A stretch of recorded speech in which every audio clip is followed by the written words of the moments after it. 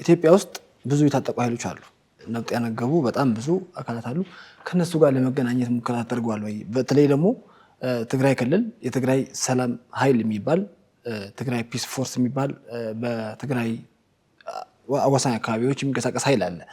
ከዚህ ኃይል ጋር ስለዚህ ይሄ የትግራይ ጉዳይ ይመለከተኛል የሚል ነው።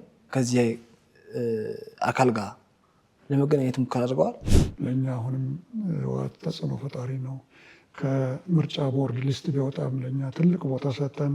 ከ4 ሰዓት በላይ ነው የፓርቲውን ሰዎች ያነጋገር። ሌሎችም ትግራይ ላይ ተፈናቃዮች በጣም ብዙ ተፈናቃዮች አሉ። ሱዳን አሉ። በምዕራብ ትግራይ ተፈናቃዮችም በጣም ወደ ቀያቸው ያልተመለሱ ስቃይ ላይ የሚገኙ ተፈናቃዮቻችን አሉ።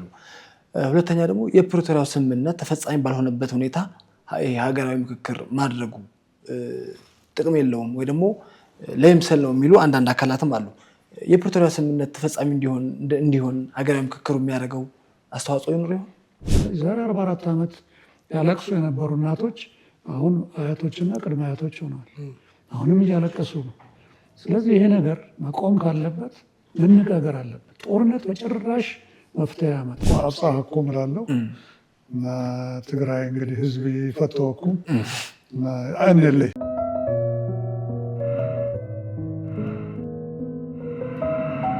ሰላም እንደምንውላችኋል ክብራትና ክብራን የአክሱማውያን ሚዲያ ቤተሰቦች፣ ይሄ የኛ እይታ ነው። የኛ እይታ ሁሌ በአክሱማውያን ሚዲያ ቴሌቪዥን በአማርኛ ቋንቋ ይዘንላችሁ እንቀርባለን። የዛሬው እንግዳችን የሀገራዊ ኮሚሽን ኮሚሽነር ፕሮፌሰር መስፍን አርአያ ናቸው። ዛሬ በሀገራዊ ምክክር ኮሚሽን ተገኝተን ከሀገራዊ ኮሚሽን ኮሚሽነር ፕሮፌሰር መስፍን አርአያ ጋር ብዙ ቆይታ እናደርጋለን። ሀገራዊ ኮሚሽን ምክክር በትግራይም ባለፈው አዲስ አበባ ላይ በትግራይ ሁኔታ ቆይታ አድርጎ ነበር ከትግራይ ተወላጆች ጋር። ይህ ምን ይመስላል? ሀገራዊ ኮሚሽን ለትግራይ ህዝብ ምን አይነት ጥቅም ይዞ መጥቷል የሚለው ብዙ ቆይታ እናደርጋለን። ፕሮፌሰር እንግዳይን ተቀብለው ስለጋበዙኝ እዚህ እንድመጣ ስለጠሩኝ በጣም አመሰግናለሁ። አክሱማውያን ሚዲያ በተለይ ደግሞ እናንተን የበለጠ አመሰግናለሁ። ጥሩ፣ ወደ መጀመሪያ ጥያቄ ስመጣ ሀገራዊ ኮሚሽን ምክክር ለምንድን ነው የተቋቋመው? ሀገራዊ ምክክር ኮሚሽን የዛሬ እንግዲህ 5 ዓመት ገደማ በአዋጅ ሲቋቋም ዋና ዓላማው በሀገራችን ላይ እጅግ ብዙ እኛ ኢትዮጵያውያንን የሚያገማምዱን የሚያስተሳስሩን የጋራ ባህል፣ የጋራ ትውፊት፣ የጋራ ሃይማኖቶች ያሉን ሀገር ሆነን ለብዙ ዘመናት አብረን የቀጠልን ቢሆንም ከጊዜያት ወዲህ ደግሞ በየጊዜው አንዳንድ ወደ ቁርሾ የሚወስዱን የሚያጋጩን ምክንያቶች ቀስ በቀስ እየተበራከቱ መምጣታቸው እነኚህን ምክንያቶች ከህብረተሰቡ ነቅሶ አውጥቶ መፍትሄያቸውን በመሳሪያ ከመፈለግ ይልቅ ተጠጋግተን ብንነጋገርና መግባባት ላይ ብንደርስ የተሻለ ነው የሚለውን ጥያቄ ኢትዮጵያውያን ሲጠይቁ በእኔ እንኳን እምነት ወደ 30 ዓመት ገደማ ይሆናቸዋልና፣ ስለዚህ በዚህ መሰረት ጊዜው ደረሰና መንግስትም ህዝቦችም ልሂቃንም ተስማሙና ይህንን ኮሚሽን አዋጅ መጀመሪያ ቀርጸው በአዋጁ ላይ ተነጋግረው ይህን ኮሚሽን አቋቋሙ። ኮሚሽኑ ከተቋቋሙ በኋላ ኮሚሽኑን የሚመሩ ሰዎች ደግሞ ከተለያየ ቦታ መርጠው በህዝብ ጥቆማ መሰረት 11 ኮሚሽነሮችን ሰየሙ። እንደ ድል ሆኖ በኮሚሽኑ በተቋቋመበት ጊዜ ትግራይ እንግዲህ ከፌዴራል መንግስቱ ጋር የነበረው ሁኔታ ታውቃለህ። ስለዚህ በነበረው ጦርነት ይሄ ኮሚሽነሮች የተውጣጡትና የተሰየሙት በክልል አይደለም፣ ከየክልሉ እየተውጣጡ አይደለም። በእርግጥ ሁለተኛ ነገር ደግሞ ከየብሔረሰብ እንዲውጣጡ አልተደረገም። ከየብሔረሰብ ይውጣጡ የሚባል ቢሆን ኖሮ 76 ሰዎች ያስፈልጉ ነበር በትንሹ። በክልል ደረጃ ቢሆን ኖሮ ደግሞ እንደዚሁ አሁን ቢያንስ 12 ገደማ ይደርሱ ነበር። በእርግጥ ያን ጊዜ ክልሎች ቁጥር 9 ነበር እኛ ስንቋቋም።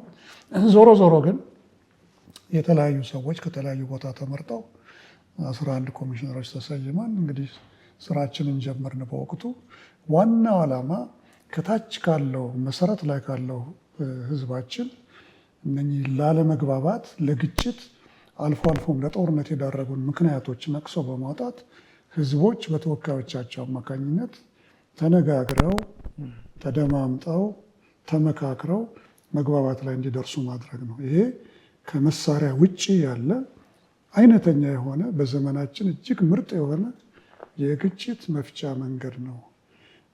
ምክክር ደግሞ ጥናቶቻችንም እይታዎቻችንም እንደሚያመላክቱን በግጭትም ውስጥ ሆኖ ማድረግ ይቻላል። ከግጭት እንደተወጣም ያ ግጭት እንዳይመለስ ማድረግ ይቻላል።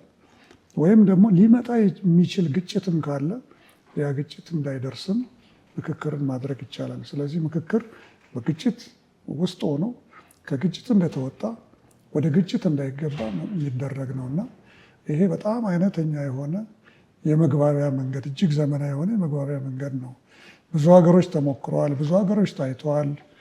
እንግዲህ እኛ መጀመሪያ የትም ሳንሄድ በየሀገሩ የተሰሩ የግጭት መፍቻ መንገዶችን በምናይበት ጊዜ በተለይ ዳያሎግ ወይም ምክክርን በተመለከተ አንዳንድ ሀገሮችን እንደ ናሙና አይተናል። ብዙ ሀገሮችን ደግሞ እዚሁ በጥናት በንባብ አይተናል። ብዙ ሀገሮች በዚህ በዳያሎግ ወይም ምክክር እንዴት ተዋጣላቸው፣ እንዴትስ ከሸፉ የሚለውንም አይተናል። የተዋጣላቸው ሀገሮች ለምሳሌ እንደ ቱኒዚያ በወቅቱ እንደ ደቡብ አፍሪካ እርቅንም ጨምረው እና የተለያዩ ሀገሮች እንደ ኮሎምቢያ ለምሳሌ ጥሩ ምሳሌ ሊሆን ይችላሉ። በተለይ ደግሞ የበለጠ ጥሩ ምሳሌ ሊሆኑት የሚችሉት አውሮፓ ውስጥ መቼም አውሮፓ የመነጋገር ባህላቸው ብዙ ዘመን ያስቆጠረ ስለሆነ ቁጭ ብሎ የመነጋገር ጉልበት አላቸው። በተለይ በዚህ በቀዝቃዛው ጦርነት በኋላ የአውሮፓ ሀገሮች ብዙዎች መከፋፈል ከተፈጠረ በኋላ መከፋፈሉን በስርዓት ያደረጉት ምንድን ነው? ትክክለኛ የሆነ ምክክር ሂደት በማድረግ ነው። ስለዚህ ማን እንዴት ተዋጣላቸው እና ማን እንዴት ከሸፉ የሚለውን ስናይ ያገኘነው ነገር ምንድን ነው? የከሸፉቱ በሁለት ምክንያት ነው። አንደኛ በውስጥ ጣልቃ ገብነት፣ ሁለተኛ በውጭ ጣልቃ ገብነት ነው። ውጭ ጣልቃ ገብነት ለምሳሌ እንደ የመን ጥሩ ሄደው የዚህ የገልፍ ሀገሮች ማህበር ወይም ካውንስል የሚባለው ጣልቃው በጣም ከመብዛት የተነሳ ከሸፉ። የየመንም ጦርነት ቀጠለ። የውስጥ ጣልቃ ገብነትን ለምሳሌ ሱዳን ስናየው ጥሩ ሄዶ ግን የሀገሪቱ ፕሬዚዳንት አልባሽር የበላይ ጠባቂው ስለነበሩ የዛ ምክክር መጨረሻ የእሳቸው ጣልቃ ገብነት ሲበዛ ፈረሰ ምክክሩ። ይኸው ሱዳንም የምታቆምበት ደረጃ ላይ ነው ያለችው። ስለዚህ መጀመሪያ ላይ የሰራነው ነገር ምንድን ነው? እዚህ ምክክር ኮሚሽን ውስጥ የውስጥ ጣልቃ ገብነት እንዳይኖር ምን ማለት ነው? የመንግስትም ሆነ ሌሎች ጠንካራ ተቋማት እንዳይኖሩ ይህን ምክክር ኮሚሽን መጠበቅ አንድ። ሁለተኛ ደግሞ የውጭ ጣልቃ ገብነት ለምሳሌ የውጭ መንግስታት፣ የውጭ ሀገራት ከመጀመሪያው ጀምሮ ገንዘብ እንስጣችሁ እና እኛም አብረን እንግባ፣ እኛ ብዙ እውቀት ስላለን እናገዛችሁ የሚል ጥያቄ ስለነበር መጀመሪያውኑ ነበር የዘጋ ነው። ገንዘብ መስጠት ከፈለጋችሁ ቋት አዘጋጅተናል፣ በገንዘብ ሚኒስቴር በኩል ነው እንጂ ቀጥታ ወደ ምክክር ኮሚሽኑ አታምጡ ነው ያላቸው።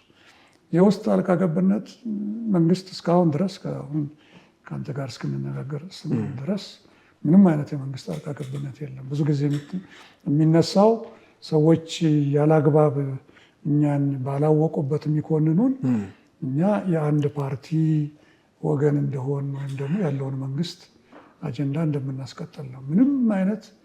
ምንም አይነት ስል እንደዚህ ጣልቃ ገብነት ከመንግስት የለብንም።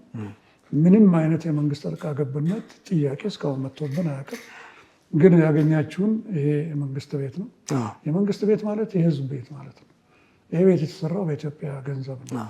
የትግራይም ገንዘብ የትግራይ ታክስ ከፋይ ገንዘብም እዚህ ቤት ላይ አለ። ለእኛ የሚደረጉ ወጪዎች በሙሉ የሁሉም ኢትዮጵያውያን የታክስ ከፋዮች ገንዘብ ነው። ስለዚህ የህዝብ ገንዘብ ነው። በዚህ ከሆነ ትክክለኛ ያልሆነ አመለካከት ነው። በሌላ በኩል ግን ስለኛ ተአማኒነትና ገለልተኛነት ለማወቅ በጣም ቀላሉ መንገድ ምንድን ነው? ከመጀመሪያው 2 ፓርቲዎች ብቻ የደግፉን የነበረው አሁን ከ50 በላይ ፓርቲዎች አብረውን የሚሰሩት እኛ አማካሪ ኮሚቴ ውስጥ የተቃዋሚ ፓርቲ መሪዎችንም ስላስገባን፣ ስለዚህ እነሱ የምንሰራውን ያሉ ምን ያህል ግልጽ እንደሆነ ያሉ እና ስራችን ሂደት ያሉ ምን አይነት ውገና ለማን እናደርጋለን ወይስ አናደርግ የሚለውን ያሉ። በዚያ መሰረት እንግዲህ የፓርቲዎቹን ቁጥር እየሰፋ መጥቷል። ስለዚህ ብዙ ጊዜ አሁን በትግራይም ስሰማ እኛ ለአንድ ወገን እንደምንወግን ለአንድ ፓርቲ እንደምንወግን የሚነገረው ነገር በጭራሽ 100% ከእውነት የራቀ ነገር ነው።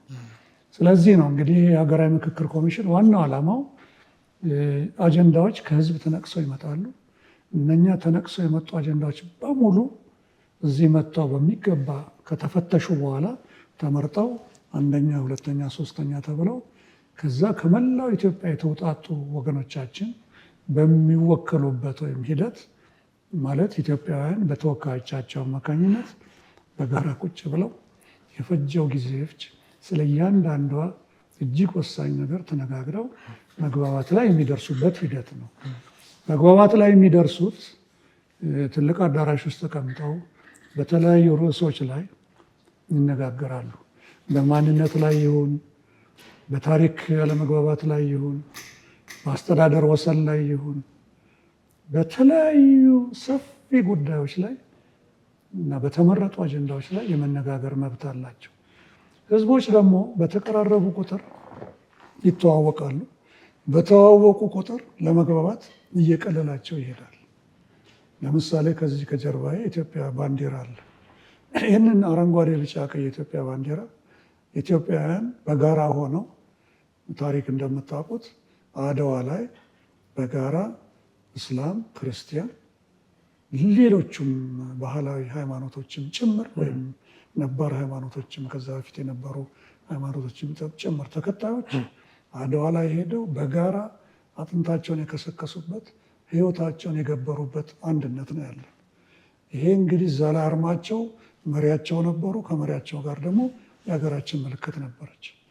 ይቺ የሀገራችን ምልክት በአሁኑ ሰዓት አንዳንድ ጥያቄ እንኳን ቢቀርብባት ለምንድን ነው የሚለውን በጋራ በአጀንዳነት ከመጣ ማለት ነው በጋራ የሚወያዩበት ይሆናል። መወያየት ማለት ምክንያታዊ የሆኑ መወያየት ማለት ነው።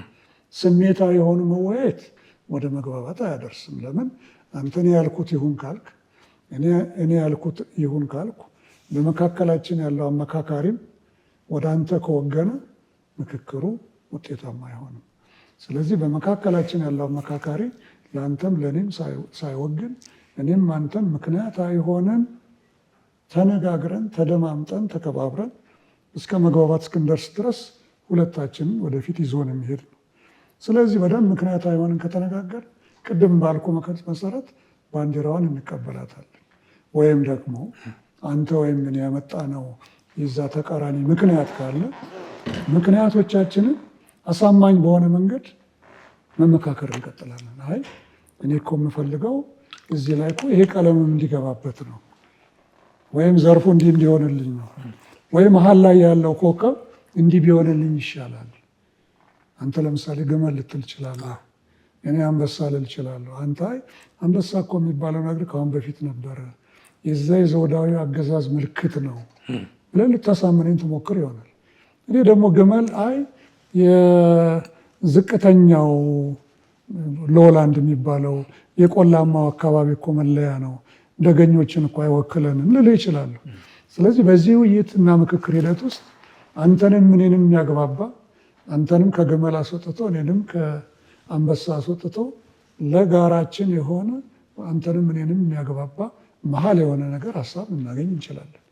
ስለዚህ ምክክር ማለት በምክንያታዊ ሆኖ በተረጋጋ ሁኔታ ምክክሩን ማስኬድ ማለት ነው። ይሄ ጊዜ ይፈጃል። ስለዚህ በዚህ መሰረት ነው እንግዲህ ትግራይ ጦርነት ላይ ነበረች ክልላችን። በዚህ ምክንያት ሌሎቹን ስራዎቻችን እየሰራን 2 ዓመት ምናምን በላይ መጠበቅ ነበረብን። ከዚህ ከፕሪቶሪያ ስምምነት በኋላ ግን በቀጥታ ወደ ትግራይ ነው የበረርነው። መጀመሪያ አፈጉባኤው ይዘዋቸው ከሄዱት ሰዎች ጋር የእኛም 10 ኮሚሽነሮች እኔ በአጋጣሚ አልነበርኩም በሀገር ውስጥ እና አብረው ነው የሄዱት። ከዛ በኋላ ግን በራሳችን በጊዜው ከነበሩት የጊዜያዊ መስተዳድሩ ፕሬዚዳንት ጋር ተገናኘን። ከእሳቸው ጋር እዚህም ቢሮ እዚህም አዳራሽ እዛም 1-4 ጊዜ ተገናኘን። ከዛ በኋላ የመጡት ፕሬዚዳንት ደግሞ በጣም በራቸውን ከፈቱልን። ለምሳሌ ካቢኔው እንድናገኝ የተለያዩ የማህበረሰብ ክፍሎች እንድናገኝ ሁኔታዎች ተመቻቹ። በዚያ ሂደት ውስጥ በየጊዜው እንደምንናገረው ከ20 ጊዜ በላይ የተለያዩ ማህበረሰብ ክፍሎችን መቀሌ ላይ እና እዚህ አዲስ አበባ ላይ ሚዲያን ጨምሮ ለማግኘት ሞክረናል። የተከበሩ ሌተና ጀነራልም እዚህ ቢሮ መጥተዋል፣ ምክትላቸውን ጨምሮ እና የተለያየ ቦታ አግኝተናቸዋል። በተለይ የዚህ የፌዴራል ተቋማት አጀንዳ ስብሰባ ላይም ተገኝተው ሂደቱን ተካፍለዋል። ስለዚህ ምን ልል ፈልጌ ነው እንግዲህ ሀገራዊ ምክክር አስፈላጊነቱ በጣም ወሳኝ ነው። እንዳልኩት ጠመንጃን በችግር መፍቻነት ምን እንደሚጠቅም አይተነዋል። እኔ ሁልጊዜ እንደምለው እኔ ዛሬ 44 ዓመት ትግራይ ሰርቻለሁ ወጣት ሐኪም ሆኜ እና ወጣት ሐኪም ሆኜ ስሰራ ብቸኛ ሐኪም የአውራጃው የአጋማ አውራጃ ሐኪም እኔ ነበርኩ። የአጋማ ብቻ አልነበርኩም። ክልተ ወላሎም ሐኪም ስላልነበረው እኔ ጋር ነው የሚመጣው። ከእንትጮም የሚመጡት ህመምተኞች እኔ ጋር ነው የሚመጡት። እስከ ሰንዓፈ ድረስ ያሉ ህመምተኞች እኔ ጋር ነው የሚመጡት። ያን ጊዜ ተሃት በኋላ ህወሓት ከነበረው የኢትዮጵያ መንግስት ጋር ጦርነት ስለነበረ የተሃት ቁስለኞች ይመጣሉ እኔ ጋር። የዚህኛው የመንግስት ብቻ አልነበሩም እና ሐኪም ሆኜ በተቻለ መጠን ያው ለቃለ መሃላ ላይ ገለልተኛ ሆኜ መቁሰል ምን እንደሆነ አይቻለሁ፣ መጎዳት ምን እንደሆነ አይቻለሁ፣ መሞት ምን እንደሆነ አይቻለሁ። ጦርነት ውስጥ ባልገባም በዛን ጊዜ የነበሩ የትግራይ እናቶች እንዴት እንደሚያለቅሱ አይቻለሁ። እኔ ጋር ይመጡና ልጅ 14 ዓመት ሆነው አሁን ብሔራዊ ውትድርና በዚህ መንግስት ይወስድብኛል፣ ትልቅ ቁመቱ ረዘመብኝ፣ ዝም ብል ደግሞ በዛ በኩል ደግሞ ተሃት ትወስድብኛለች፣ ወይም ደግሞ ልጄ በረሃ በዳጋሙስ በኩል ይገባብኛል እና እባክህ ዶክተር አስቀርልኝ የሚሉ እናቶች በጣም ብዙ ነበሩ። እነኛ እናቶች በእርግጠኝነት ወይ አንዱ ጋር ገብተው ሞተውባቸዋል፣ ቁስለኛ ሆነውባቸዋል፣ ብዙ ነገር ደርሶባቸዋል እና እንደሚገባኝ የትግራይ ህዝብ መቼም አንድ ሞት ከቤቱ ያጣል ብዬ አላስብም እንደው ከዛ በላይ። ስለዚህ ዛሬ 44 ዓመት ያለቅሱ የነበሩ እናቶች አሁን አያቶችና ቅድመ አያቶች ሆነዋል። አሁንም እያለቀሱ ነው። ስለዚህ ይሄ ነገር መቆም ካለበት መነጋገር አለበት። ጦርነት በጭራሽ መፍትሄ አያመጣም። ምክንያቱም በጦርነት ሂደት ውስጥ አሸናፊና ተሸናፊ ነው ያሉት። ስለዚህ ዛሬ አሸናፊ የሆነው ነገ ተሸናፊ የማይሆንበት ምክንያት ይሄን አይተናል። ምክንያቱም እኔ ተሃት እዛ ሆኜ ተሃት ኦፕሬት ወይም እዛ ጦርነት ላይ ነበሩ። በኋላ ህወሓት ሆነ። በኋላ ያንን ትልቅ ግዙፍ የኢትዮጵያ በተለምዶ የደርግ ወታደር የሚባለውን አሸንፈው ገቡ። እንዳየው 7 ዓመት መንግስት እንትን ላይ ነበሩ። ስለዚህ እኛ 7 ሆነው የጀመሩት ምን ያህል በአፍሪካ ውስጥ ሁለተኛ የሚባለውን ጦር ነው እና በዚህ ሂደት ውስጥ እኔ በእኔ እድሜ እንኳን አሸናፊና ተሸናፊ ሳይ ነው የከረምኩት። ስለዚህ ዋናው ነገር የኔን ለጊዜው እናቋርጠውና ዳያሎግ ምክክር የሚያደርገው ነገር ምንድን ነው? አሸናፊ ነው የሚያደርገው። እኔ እናንተ ያልተግባባን ከሆን እስቲ ተመስገን በዚህ ጉዳይ ላይ እንነጋገር እኔ ስል አንተም ስትስማማበት መጀመሪያ የምታደርገው ነገር ምንድን ነው? የግጭት መፍቻዬ መንገዴ ነው ያልከውን ኃይል አስቀምጠ ነው የምትመጣው። መሳሪያን አስቀምጠ ነው የምትመጣው። አንተ ማካሮቭ ይኖርሃል፣ እኔ ካላሽንኮቭ ሁለታችንም አስቀምጠን ወይም ዲሽቃ ይኖርሃል። ስለዚህ እኔ እናንተ ገና መቀራረብ ስንስማማ የሰላም መጀመሪያው ቁጥር 1 ነው። ከዛ በኋላ እኔ እናንተ ተስማምተን ለእኔም ለአንተም ገለልተኛ በሆነ አመካካሪ በኩል አወያይ በኩል ቁጭ ብለን መነጋገር ስንጀምር ሂደቱ የሰላም ሂደት ተጀመረ ማለት ነው። በዛ ሂደት ውስጥ እስከ መጨረሻው ከተነጋገር መግባባት ላይ ከደረስን አንተም አሸነፍክ እኔም አሸነፍኩ። ትልቁ ነገር የዲያሎግ ጥቅም ይሄ ነው። ለዚህም ነው እንግዲህ የምናውቃቸው አንዳንድ ሀገሮች አሁን ሀገራቸውን በሰላም ይመራሉ። አሁን ከ52 ዓመት ጦርነት በኋላ የኮሎምቢያ ፋርክ የሚባለው ተዋጊ ድርጅት መጨረሻ ላይ የዛ ሀገር ፕሬዚዳንት ዶስ ሳንቶስ የሚባል በወቅቱ የነበረ ፕሬዚዳንት አይ ይብቃን ጦርነት፣ እስከ መቼ ነው የምንተላለቀው? ፋርክ አላሸነፍም፣ እኛም ይህን ሁሉ ጦር ይዘን አላሸነፍናቸውም።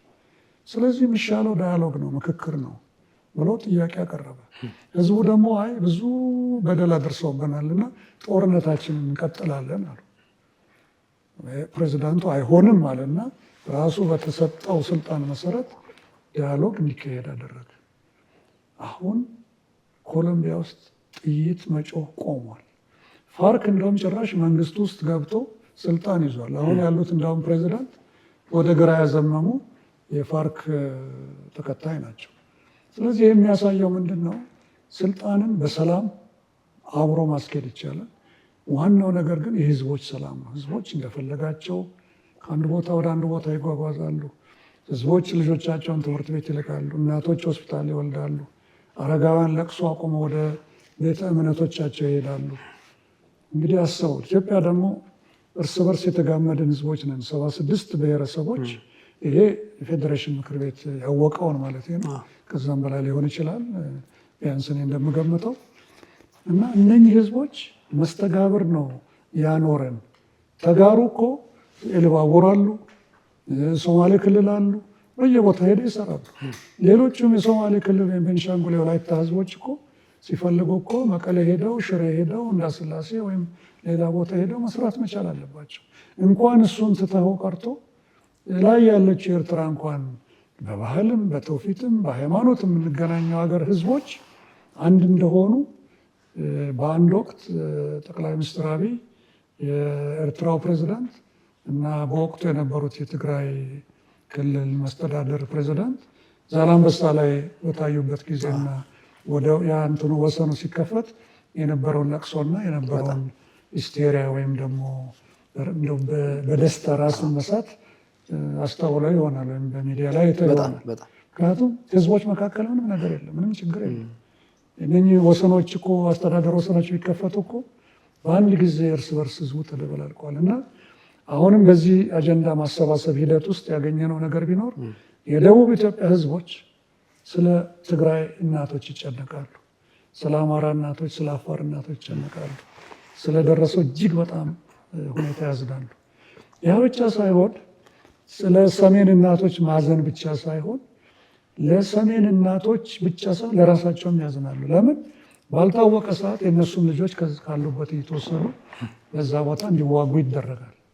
ይህንን እናቶች ህዝቦቻችን አይፈልጉትም። ስለዚህ ይሄ ነው እንግዲህ ሀገራዊ ምክክር ያስፈለገበት ምክንያት። ችግሮቻችንን፣ ጥያቄዎቻችንን በሰላም እንፍታ፣ ለአንዱ ወገን ሳንወግን እስቲ በትክክል እንወያይባቸውና አንድ ነገር ላይ እንድረስ ነው። እንግዲህ እንደ አጋጣሚና እንደ ዕድል ሆኖ ያው በጦርነቱ ጊዜ ትግራይ የተዘጋ ነበር። ትግራይ ህዝብ ስለ ሀገራዊ ምክክሩ አያውቅም። አዋጁም ወጥቶ ምክክር ኮሚሽነሮችም ሲሾሙ ምንም ሀሳቡም የለውም፣ ተሳትፎም አላደረገም። በየጊዜውም ደግሞ የሚጠይቁን ምንድን ነው? እኛ በፌዴሬሽን ውስጥ የለንበትም፣ ፌዴራል መንግስት ውስጥ የለንበትም፣ በህዝብ ተወካዮች ምክር ቤትም ሆነ በፌዴሬሽን ምክር ቤት ውስጥ የለንበትም እና እኛ በሌለንበት እንዴት በዚህ ሂደት ውስጥ ዋናው ነገር እኮ በዛ ሂደት ውስጥም እኮ ያ ጥያቄ ከሆነ ይቀርባል። ለምንድን ነው የማንገባው?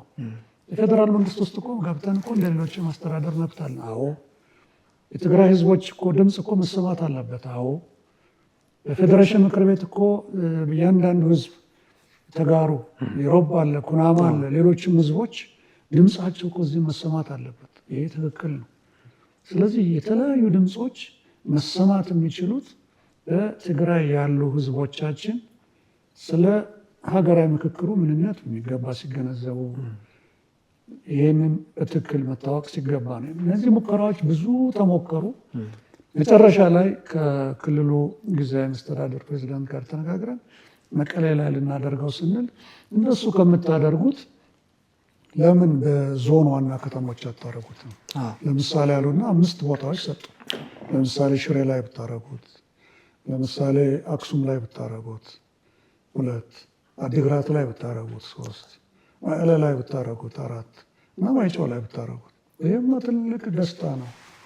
እንደዚህ ከሆነማ ብለን ተስማምተን የወረዳዎቹን ተሳታፊዎች ወደዛ ለማምጣት ለምን በእኛ አሰራር ውስጥ በእኛ ስነ ዘዴ ውስጥ ምንድን ጠንካራ ነገር አለ? የኢትዮጵያ ህዝቦች ከወረዳ ጀምሮ መወከል አለባቸው። ወረዳ ያሉ ህዝቦች እነማን ናቸው? ሴቶች፣ ወጣቶች፣ አረጋውያን፣ የመንግስትና የመንግስት ያልሆኑ ሰራተኞች፣ ሀረስታይ ገበሬዎች፣ አርብቶ አደሮች እዛ ውስጥ አሉ። አካል ጉዳተኞች አሉ። ትግራይ ደግሞ እንደምታውቁት እናንተ ብዙ የተለያዩ የአካል ጉዳተኞች ማህበራት አሉ። ትግራይ ላለፉት በርካታ ዓመታት ለአካል ጉዳት የተጋለጠች ሀገር ነች፣ ክልል ነች። ትግራይ ለበርካታ ዓመታት ለአእምሮ ስብራት የተጋለጠች ክልል ነች። ስለዚህ እነኚህ ሁሉ የተለያዩ ማህበረሰቦች ክፍሎች መሳተፍ አለባቸው። በክልሉ በሌሎችም ክልል እንዳደረግነው ሁሉ የተገፉ የማህበረሰብ ክፍሎች ካሉ መሳተፍ አለባቸው። ከሁሉም በላይ ደግሞ በክልል ውስጥ ሌላም ጋር እንዳደረግነው የተፈናቀሉ ማህበረሰብ ክፍሎች ካሉ ትግራይ አለ የምታውቀው። ስለዚህ እነኚህ አጀንዳቸውን በአስቸኳይ አቅርበው በአስቸኳይ እንደውም ቁጥር 1 መፍትሄ እንዲያገኙ አጀንዳዎቻቸውን ሰጥተው ተሳታፊዎቻቸውን መርጠው በዚህ ሂደት ውስጥ መሳተፍ አለባቸው። በየክልሉ ያደረግነው ይሄ ኦሮሚያ ውስጥ፣ ሶማሌ ክልል ውስጥ፣ አማራ ክልል ውስጥ በየቦታው ስንሄድ ተፈናቃይ ካለ ይወከላሉ፣ አጀንዳቸውን ያመጣሉ። የተገፋ ማህበረሰብ ክፍል ካለ ይወከላሉ። የተገፉ ማህበረሰብ ክፍሎች ለኢትዮጵያ አዲስ አይደሉም። ሰዎች በማንነታቸው የተገፉ አሉ። በየቦታው በማንነታቸው ሸክላ በመስራታቸው አንጥረኛ በመሆናቸው ተበድለው አንዳንድ ቦታ ማንነው ስትሄዱ ጫካ ውስጥ ተገልለው የሚኖሩ አሉ። እነኚህ ኢትዮጵያውያን መሆን ካለባቸው መብታቸው መከበር መጀመር እንደኔና እንዳንተ እኩል መታየት አለባቸው። ልጆቻቸው ያለምንም መገለል እና አድሎ እኩል እንደ ሌሎቹ ኢትዮጵያውያን መታየት አለባቸው። አለበዛ ምንድን ነው ኢትዮጵያዊነት? ስለዚህ ምክክር ማለት እነኚህን ሁሉ ያካተተ ሂደት ነው የሚሆነው። ስለዚህ ይህንን እየጠበቅን እያለን እንግዲህ መጨረሻ ላይ የወረዳ ተሳትፎውን ማድረግ እንደማንችል በኋላ ላይ የተከበሩ ርዕሰ መስተዳድሩ ያንን ፈቃድ ሰጥተውን እያለ በእሳቸው ቢሮ ትእዛዝ ነው እንግዲህ ወረዳዎችም ዞኖችም የሚታዘዙትና ያንን የምንጠብቅ እንግዲህ ጊዜ የፈጀ ሄደ። አታደርጉም አትችሉም አላሉ ነው ያለ አካል የለም። ለዚህም ነው እሳቸውን ስም ወይም የቢሮቸውን ስም በጭራሽ ማንሳት የማልፈልገው። ይህንን ስሩ ብለው እድሉን ሰጥተውናል። እኔ ከዛ ተመልሰን እያለ ያደረግነው ምንድን ነው እስቲ ነዳጅ ለአስተዳደሩም ይጠቅማል በእኛ ስም የተወሰነ እንደ አንድ መኪና ከነቦቴው ተሳቢው ብንልክ ለእኛም ለስራችን ይረዳናል። ገንዘብ ደግሞ ለእነኛ 5ቱ ባንኮች ብንልክ ለተሳታፊዎቹ ይጠቅመናል። ምክንያቱም ፓርዲያም ወይም ውሎ አበል መክፈል አለብን፣ ትራንስፖርት ማመቻቸት አለብን በሚል የተዘጋጀን እያለን መጨረሻ ላይ መልሱን እየጠበቅን እያለን ኤክስፐርቶቻችን ሄደው ከኮሚሽነሮች በኋላ ብዙ ቆዩ። ለምን መልስ ሂዱ ወይም ደግሞ ወረዳዎች ይምጡ የሚለውን ወረቀት ማግኘት አልቻሉም። ስለዚህ የስና ኖ ስላልነበረ በዛ በየስና ኖ ማጣት ውስጥ አንደኛ ረጅም ጊዜ ቆየ። ሁለተኛ በዚህ ሂደት ውስጥ የተለያዩ ፖለቲካ ፓርቲዎችን አግኝተናል። መጨረሻ ላይ ካገኘነው ውስጥ ህዝባዊ ወያኔ ሓርነት ትግራይን ነው አመራሩን ነው ከሊቀመንበሩ ጀምሮ ስራ አስፈጻሚውን አግኝተናል። በእነሱ በኩል ያገኘነው መልስ በምክክር እናምናለን፣ ምክክር አስፈላጊነቱን ምንም ጥያቄ የለውም። በኮሚሽኑም ላይ የተወሰነ ትረስት ወይም እምነት አለን። ነገር ግን በአሁኑ ሰዓት ይህንን ለማድረግ ግን ጊዜው ለእኛ አመቺ አይደለም፣ ለእኛና ለትግራይ ህዝብ ይሄ አመቺ አይደለም የሚል መልስ በእርግጥ ሰጥተው ይህንን እንግዲህ ፕሬዚዳንቱ ከዛ ጋር አያይዘው ምላሹን ያቀዝቅዙት ወይም የራሳቸው ምክንያት ይኖራቸው አላወቅንም እና መጠበቁ ሲበዛ ሁልጊዜም እኔም ሌሎችም ኮሚሽነሮች እንደተናገሩት ይህንን ምክክር ትግራይን ወደ ጎን ትተን 93 በመቶ የሚሆኑን ስራችን ሰርተናልና 7 በመቶ ነው የቀረንና ስለዚህ ሌላ ጊዜ ይደርሳል ብሎ መሄድ በጭራሽ ትክክል አይደለም። ትግራይን በፐርሰንት አይደለም የምናየው። ምክንያቱም ትግራይ እምብርት ነው የኢትዮጵያ የባህላችን፣ የእምነታችን፣ የሃይማኖቶቻችን የብዙ ነገር እምብርት ነው። ትግራይ የኢትዮጵያ ከተንበር ነው። እኔ እንግዲህ እሱ የግል እምነቴ ነው። ሌሎች ከተንበሮች የሉም እያልኩ ግን ብዙ ታሪኮችን ወደኋላ ስንሄድ 3ቱም ሃይማኖቶች በዛ ገቡ እናውቃለን። ከአብርሃ አጽብሃ ጀምሮ እንግዲህ ጁዳይዝም እና እስልምና በዛው ነው የገቡት። ብዙ ጦርነቶች የደርቢሽ ብትል፣ የኦቶማን ብትል፣ የጣሊያን ብትል፣ የእንግሊዝ ብትል ሁሉም በዛ በር ነው። ስለዚህ በዛ ሀገር ሲገባ በዚህ ሁሉ ሂደት ውስጥ ዝም ብሎ ግባ ተብሎ ምንጣፍ ተነጥፎለት አይደለም የተገባው። የህዝብ አብሮ እየተሰቃየ ያ ጦርነት እየረገፈበት ያ ሁሉ ደኑና አካባቢ እየተመነጠረ ነው ይህ ሁሉ መከራውን ሲያይ ለብዙ ምዕተ ዓመታት ያሳለፈው ያ ክልል። ስለዚህ ብቻ በአንድ ወይም በብዙ መንገዶች ትግራይ ክልልን ትተን ይህንን ናሽናል ዳያሎግ ወይም ሀገራዊ ምክክር ማካሄድ የሚታሰብ አይደለም የሚል ምላሽ በየጊዜው ሰጥተናል። ታዲያ አሁን ምንድን ነው? አሁን ለምሳሌ ድሬዳዋና ሀረር ነው ሲዳማን ምሳሌ ብትወስድ ይህንን የአጀንዳ ማሰባሰብና ለሀገራዊ ምክክር ጉባኤ ማስመረጥ ስራ የሰራ ነው ከ2 ዓመት በፊት እና ምንድን ነው የምትጠብቁት? እስከ መቼ ነው ታዲያ ይህ ነገር ተይዞ መቀጠል አለበት የሚል ጥያቄ ከብዙ ወገኖቻችን ይደርሰናል። ምንድን ነው? ስለዚህ መጨረሻ ላይ እንደ አንድ አማራጭ ወሰድ ነው አይ የሚችሉ ተጋሩ እንጥራቸውና እንግዲህ እዛ ላይ ምክንያቶች ካሏቸው እዛ መሳተፍ ሁኔታዎች አስቸጋሪ ከሆነ እስቲ እንግዲያው እንርዳ ክልሉንምና እዚህ ይምጡ የሚል ጥሪ አስተላለፈ። ይህንን ጥሪ ስናስተላልፍ ከትግራይ ለአንድ 60 ሰዎች ቢመጡ በጣም ጥሩ ነው። ከትግራይ ውጭ ያሉ ተጋሩም ቢሆን በቀጥታ ይመለከታቸዋል ጉዳዩ። ስለዚህ እነሱም አጀንዳቸውን ሊሰጡ ይገባል። በነገራችን ላይ በሄድንበት ቦታ ሁሉ የተጋሩ ጥያቄ ወይም የትግራይ ጥያቄ የሚመስሉ አጀንዳዎች ተሰጥቶናል። ያ ይበቃናል አለን። ህዝቡ ግን መስማት አለብን እዛ ካለው በተለይ በሚል ነው እና የዚህን እንግዲህ ኢንቪቴሽን ሚዲያን ጨምሮ እናንተን ጨምሮ አስተላለፈ። እንደ ድል ሆኖ ተሳትፎ ከጠበቅነው በላይ ሆነ። እንዳያችሁት አዳራሹ እኛ እንደዛ አልጠበቅንም። አንደኛ ከትግራይ ወደ 300 የሚጠጉ በመኪናም በአውሮፕላንም መጡ። እኔ በጣም እርግጠኛ ነኝ ለዚህ እንደው በጎንዮሽ እይታ የክልሉ መንግስት እንዲህ በቀጥታም ባይሆን ትብብር ባያደርግ ያ ነገር ሊሳካ ይችል ነበር ብዬ አላስብም። ስለዚህ እኔ እንደው በግምቴ ላመሰግን ወዳለሁ። ምክንያቱም ተሳታፊዎቻችን መጥተው ያቀረቡት አጀንዳ ደግሞ የሚገርመው ህወሓት ሊያቀርብ የሚችለው ወይም ሌሎች ተቃዋሚዎች እዚህ ለመምጣት ያልፈለጉት ሊያቀርቡ የሚችሏቸውን አጀንዳዎች ነው ያቀረቡት። ስለዚህ እነዚህ አጀንዳዎችን በክብር ተቀብለናል። ዋናው ቋት ውስጥ ገብተው የቅድሚያ የሚሰጣቸውንና ወይ የፌዴራል መንግስቱ ወይም በቀጥታ የክልሉ መንግስት የሚመለከታቸውን እነሱም በቅርቡ ለሚመለከታቸው እናሳውቃለን። ለሀገራዊ ምክክር ጉባኤ ግን የሚያስፈልጉት ተመርጠው በዛ ጉባኤ ላይ እንዲቀርቡ እናደርጋለን። ተወካዮችም መርጠዋል። ብዙ ጊዜ የሚቀርብልኝ ጥያቄ ምንድን ነው እንግዲህ አንተም ከማቅረብ በፊት እነኚህ የመጡ ሰዎች ትግራይን ይወክላሉ ወይ ነው? የእኔም ጥያቄ እሱ ነው። ብቻ ሳይሆን እንዴት የጠራችኋቸው? እኛ የጠራ ነው ለምሳሌ የማህበረሰብ ክፍሎችን ለማህበረሰብ ክፍሎቹ ሁላቸውም እንዲደርሳቸው አድርገን ወረዳ ልከናል። እንዳልኩ ወረዳ የሚደርሳቸው በክልሉ መንግስት ጽሕፈት ቤት ስለሆነ እንግዲህ አልደረሳቸውም፣ አልመጡም ሊሆን ይችላል። ጥቂት 2-3 ሰዎች መጥተዋል። እንዴት እንደመጡ በእርግጥ አላውቅም። የማህበረሰብ ክፍሎች ተልከዋል። አካል ጉዳተኞች ማህበራት፣ የሴት አካል ጉዳተኞች፣ የወንድ አካል ጉዳተኞች ለሁሉም ተልኳል። አንዳንዶች ለምሁራን፣ ለዩኒቨርሲቲዎች፣ ለ4ቱም ዩኒቨርሲቲዎች፣ ለተለያዩ ማህበረሰብ ክፍሎች ለሁላቸውም ተልኳል። ለልሂቃን ተልኳል። ለሀገር ሽማግሌዎች እዛም ላሉ ተልኳል። ከትግራይ ውጭ ግን ታዋቂ ሰዎች ለሚባሉ ሰዎች ልከናል።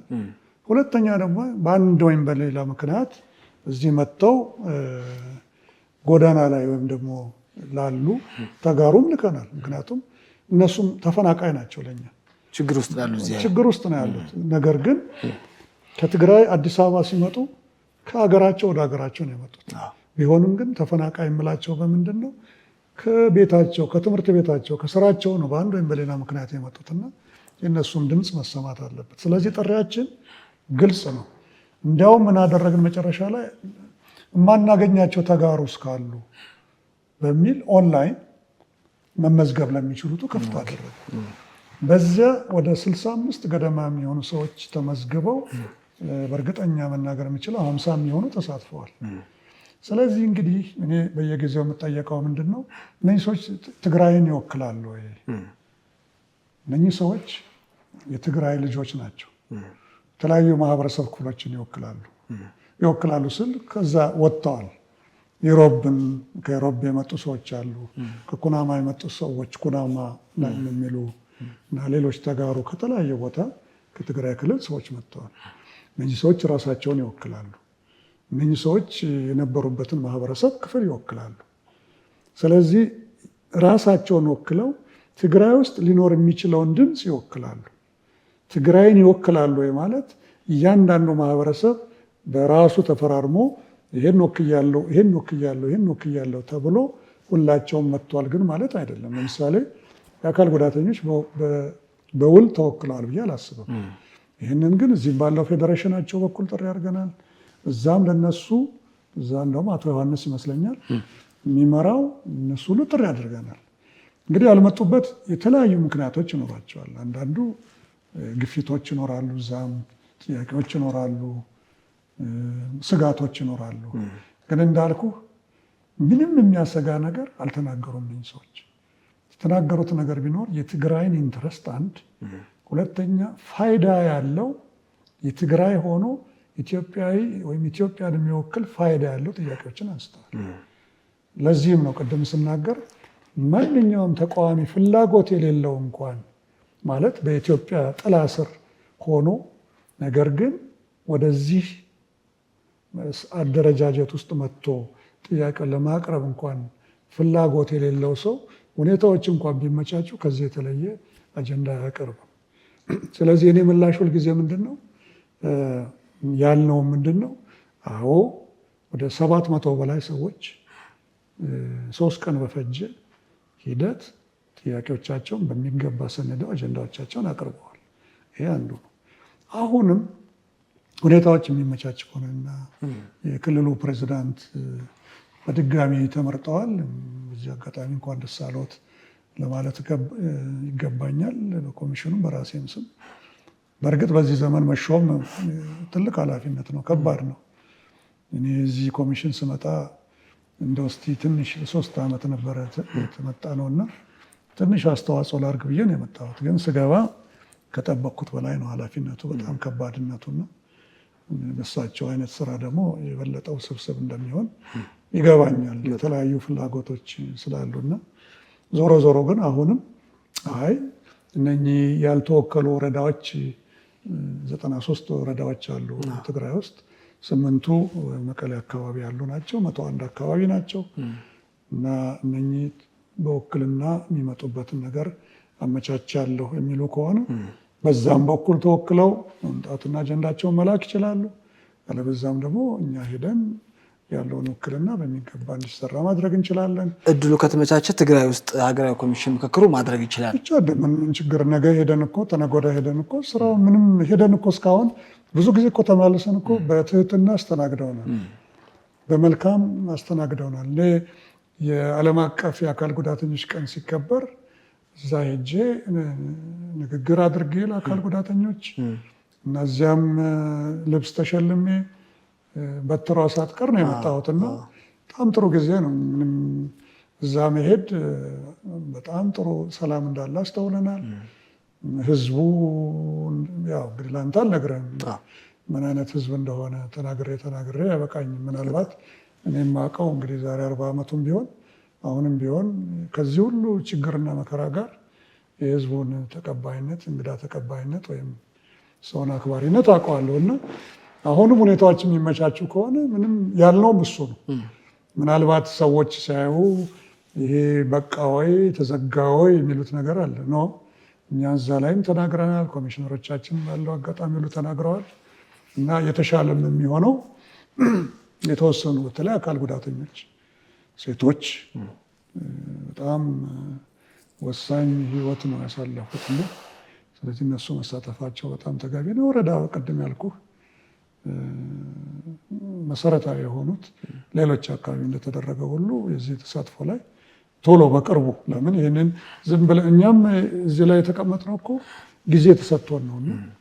ስለዚህ በቅርቡ ከሆነ በጣም ደስተኞች ነን ይህን ተሳትፎ የተሳካ እንዲሆን ለማድረግ። ተመስገን። ጥሩ። ኢትዮጵያ ውስጥ ብዙ የታጠቁ ኃይሎች አሉ። ነፍጥ ያነገቡ በጣም ብዙ አካላት አሉ። ከነሱ ጋር ለመገናኘት ሙከራ ተደርጓል ወይ? በተለይ ደግሞ ትግራይ ክልል የትግራይ ሰላም ኃይል የሚባል ትግራይ ፒስ ፎርስ የሚባል በትግራይ አዋሳኝ አካባቢዎች የሚንቀሳቀስ ኃይል አለ። ከዚህ ኃይል ጋር ይሄ የትግራይ ጉዳይ ይመለከተኛል የሚል ነው። ከዚህ አካል ጋር ለመገናኘት ሙከራ አድርገዋል? እንግዲህ እኛ ታጣቂዎች በአጠቃላይ ጥሪ ነው የምናደርገው። በእናንተ በኩል ፍላጎት ያለው እንዲመጣ እናደርጋለን። ለምሳሌ በቅርቡ አማራ ክልል ውስጥ የነበሩ ታጣቂዎች ወደ ሰላሙ መድረክ ሲመጡ አግኝተናቸው በሚገባ ተነጋግረን ልክ እንደ ሌሎች ሁሉ አጀንዳቸውን ለእኛ ሰጥተዋል።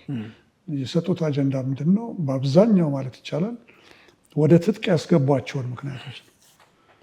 ስለዚህ አሁንም ያልገቡትም ጭምር አማራ ክልል፣ ኦሮሚያም ቢሆን ወይም ምዕራብ ኢትዮጵያ እንዲሁም ደግሞ ትግራይ ላይ ያሉ የተለያዩ ታጣቂ ኃይሎች ቲዲኤፍም ሆነ ቲፒኤፍ የእኛ አጀንዳዎች እነኚህ ናቸው። እዚህ ላይ በሰላም መነጋገር ነው የሚያዋጣን። ካላሽኒኮፉ ይደረስበታል፣ ባይደረስበት ደግሞ ይሻላል። ለምን? ካላሽኒኮፉ አካል ጉዳይ ነው፣ ህይወት አጥፊ ነው፣ ንብረት አውዳሚ ነው። ከሁሉም በላይ ሁሌም እንደምለው አእምሮ ስብራት ለትውልድ የሚተላለፍ የአእምሮ ስብራት የሚያደርስ ነው።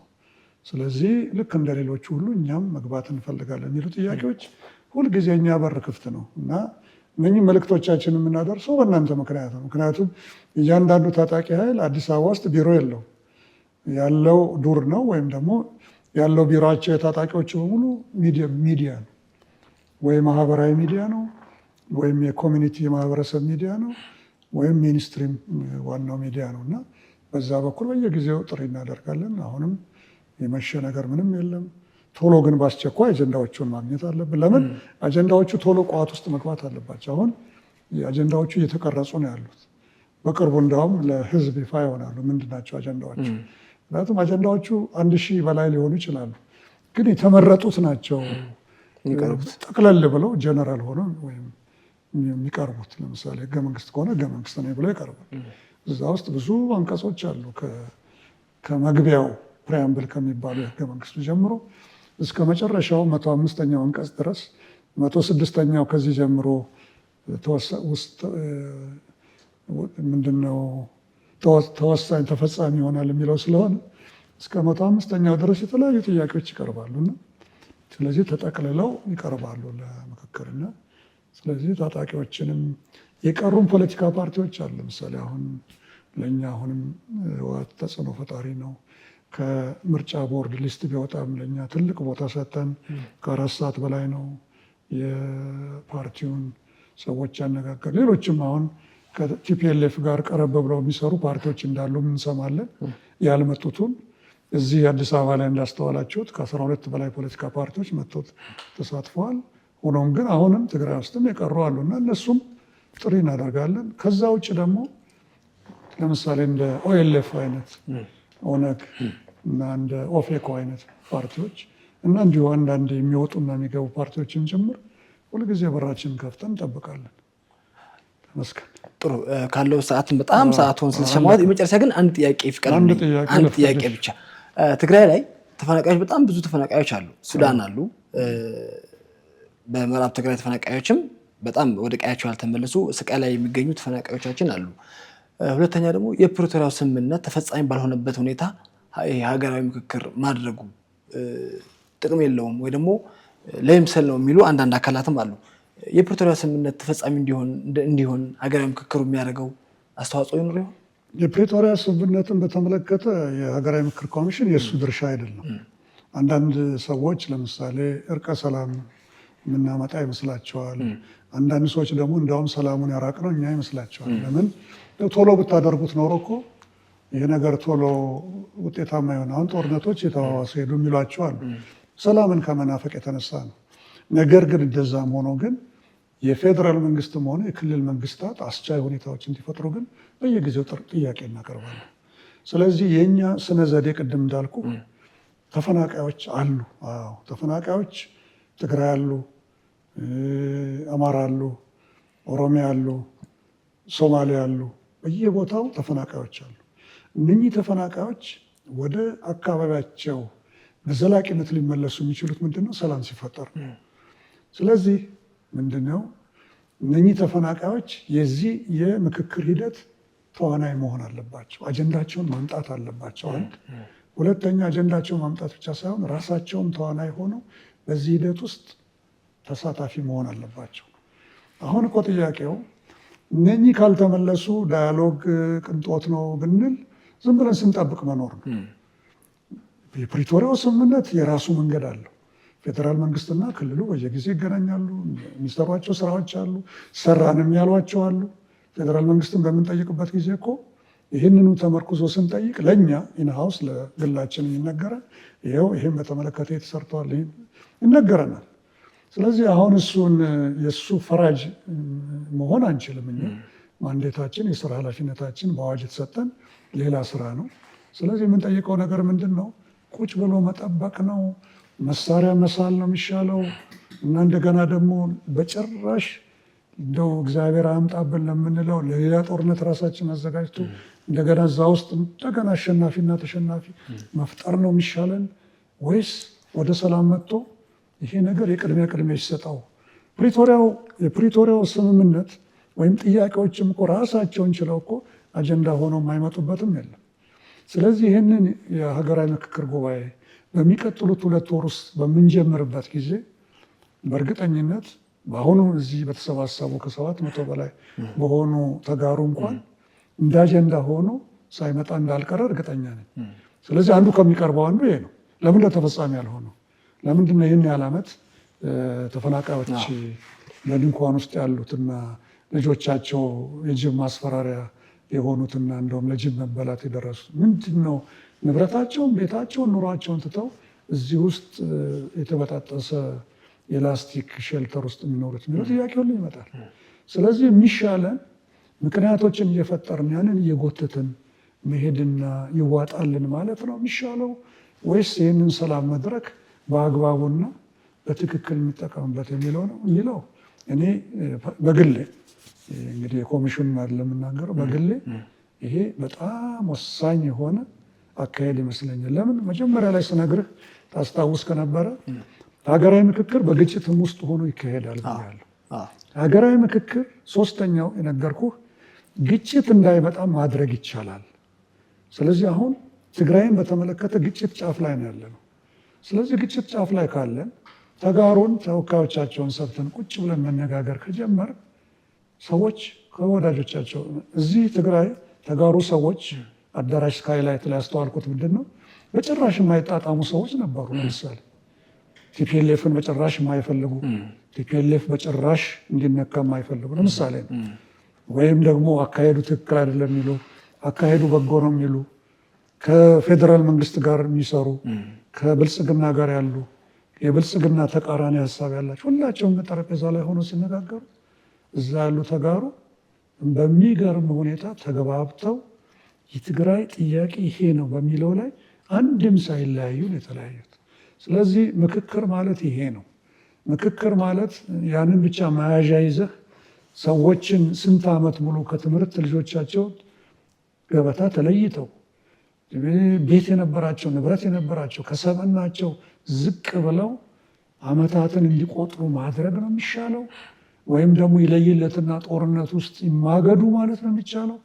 ነገ ጠዋት ጦርነት ቢነሳ እኮ የመጀመሪያዎቹ ተጎጂዎች እኮ እነኚህ በየሼልተር ውስጥ ያሉ ሰዎች ናቸው፣ በየመጠለያ ያሉ ሰዎች ናቸው። ወይ ወደ ጦርነት ግቡ ይባላሉ፣ መሳሪያ ይዛቸው ግቡ ይባላሉ። አለበለዚያም ባይገቡም እንኳን ሁልጊዜ ጦርነት ዋናው መስዋዕት የሚሆኑት እናቶች፣ ሴቶች እና ህፃናት ናቸው። ለምን? እናቶች አረጋውያንን ጥለው አይሄዱ። እናቶች ሴት ልጆቻቸውን ጥለው አይሄዱ። ወንዶቹስ እሺ መቼም እንደምንም ብለው ከላሽኒኮቫቸውን ይዘው ጫካ ይገባሉ። ይሄ ማለት ሴት ወጣቶች ከላሽኒኮቫቸውን ይዘው አይገቡ ማለት አይደለም። ግን ቢሆንም ጓዝ ያላት እናት መሳሪያ ይዛ ወደዚህም ሆነ ወደዚያ ለመግባት ሁኔታዎች አይፈቅዱላትም። ምክንያቱም ጓዟ ብዙ ነው። ልጆች አሉ ከጀርባዎቿ፣ አረጋውያን አሉ ከጀርባዎቿ።